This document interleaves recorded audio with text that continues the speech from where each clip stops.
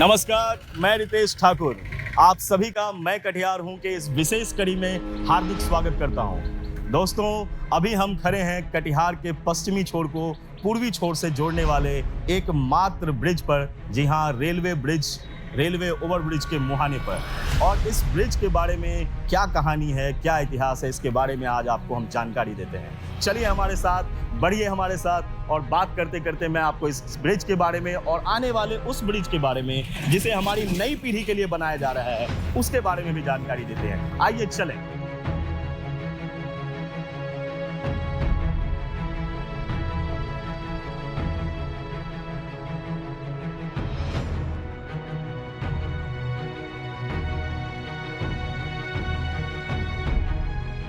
तो दोस्तों, ये रेलवे ओवरब्रिज शहर के मुख्य बाजार, मंगल बाजार, बड़ा बाजार, न्यू मार्केट तक पहुंचाने वाला, या यूं कहें कि पूरे पश्चिमी भाग को पूर्वी भाग से जोड़ने वाला एकमात्र मुख्य साधन है ये रेलवे ओवरब्रिज, जो कि तकरीबन 50 से ऊपर वर्षों से लगातार चल रहा है। और इस ब्रिज के बारे में मैं आपको जितना बताऊं उतना ही कम है, क्योंकि आज से लगभग तकरीबन 57 साल पहले, टू बी एग्जैक्ट अगर मैं बात करूं, तो इस ब्रिज का निर्माण कराया गया था।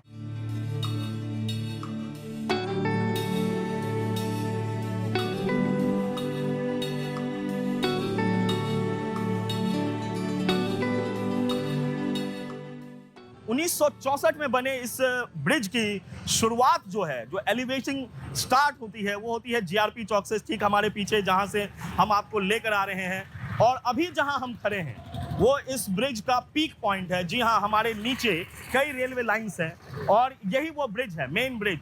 आप इस ब्रिज को देखेंगे 1964 से लेकर लगातार आज तक इस ब्रिज के कई बार जो कार्य है, निर्माण कार्य और जो इसकी मरम्मती का कार्य है, उसे रेलवे की तरफ से और स्थानीय प्रशासन की तरफ से कई बार इसकी मरम्मती कराई गई।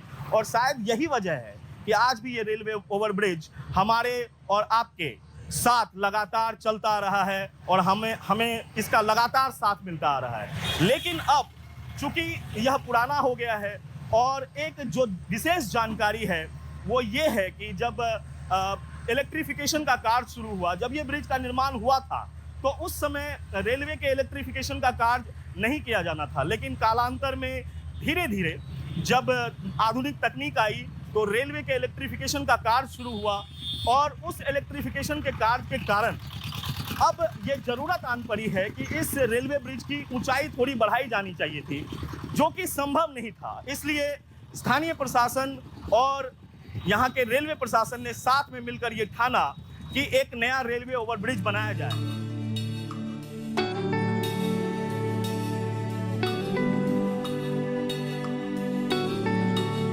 ये रेलवे ओवरब्रिज हमें और आपको, खासकर पश्चिमी क्षेत्र के लोगों को, अगर आपको याद होगा, सीधे वसंत टॉकीज के उस सुनहरे पर्दे तक ले जाने का काम करता था। और अगर किसी को दिक्कत हो जाए शहर में और उसे पुलिस के पास पहुंचना हो कंप्लेन करने के लिए, तो ये ब्रिज जहां समाप्त होती है दोस्तों, वहीं बाईं तरफ, बिल्कुल मैं जिस तरफ से हूं, हमारी दाईं तरफ वहां थाना है, सदर थाना। जी हां, आपको शहर के मुख्य हिस्से में ले जाने का काम इस रेलवे ओवरब्रिज ने पिछले 57 साल से किया है। और इसलिए जबकि नया रेलवे ओवरब्रिज बन रहा है, इस रेलवे ओवरब्रिज को हम नहीं भूल सकते। इसने जो योगदान दिया है पिछले 57 सालों से लगातार, उसकी बात करनी भी जरूरी है।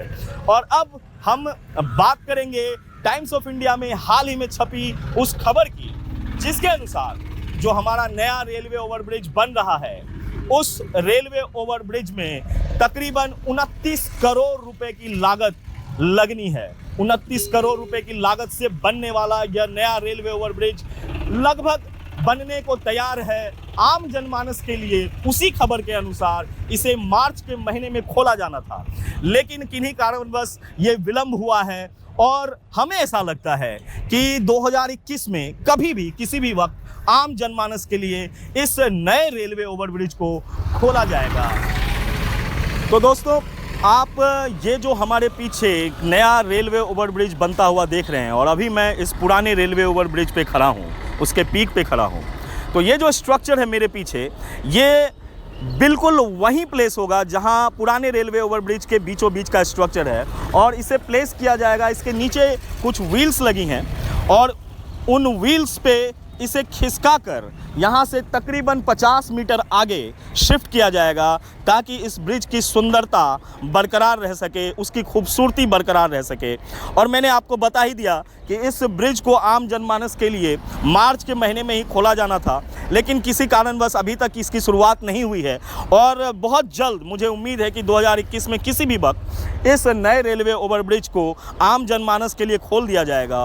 और वहीं जैसा कि हमने अक्सर सुना है, अक्सर देखा है और बड़े बुजुर्गों से सुना है कि दुनिया में कोई भी चीज़ हमेशा के लिए नहीं आती, और ठीक उसी तरह अपना कार्यकाल समाप्त कर ये रेलवे ओवरब्रिज जिस पे मैं अभी खड़ा हूँ, ये रिटायर होने को है, हमारी और आपकी आंखों से ओझल होने को है, और नया इतिहास बनने जा रहा है जो हमारे नए युग का परिचायक होगा। हमारे आने वाली पीढ़ी के लिए ये नया रेलवे ओवरब्रिज ये उनकी साधन के काम आएगा, उनके उपयोग के काम आएगा। हम और आप इसे बनता हुआ देख रहे हैं, शायद हम आने वाली पीढ़ियों को ये बता पाएंगे कि ये रेलवे ओवरब्रिज हमारी आंखों के सामने बना था। जी हाँ, इन्हीं सभी दिलचस्प जानकारियों को हमेशा से आपके साथ लाने का काम करता रहा है मैं कटिहार हूँ। तो हमसे जुड़े रहिए और ऐसी ही दिलचस्प जानकारियों को हम आपसे लगातार साझा करते रहेंगे। फिलहाल इस पुराने ब्रिज पर से इस नए ब्रिज के